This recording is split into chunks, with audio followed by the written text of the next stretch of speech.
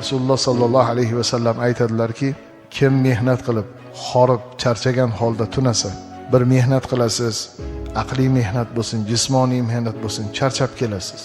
Shunday uxlab qolasiz, tunasa, gunohlari kechirilgan holda tunay dedilar payg'ambarimiz. Bu katta sharaf. Insonning xizmati, mehnati, oila, tirikchilik, o'zini hayot tashvishlari, bola chaqa deb yurimiz erta tongdan hammamiz. Lekin shu holatda bizni charchog'imiz, halol pok rizq izlaganimiz Alloh taolo farishtalarga amr qilar ekanda, buni gunohlarni kechirdim, guvoh bo'linglar.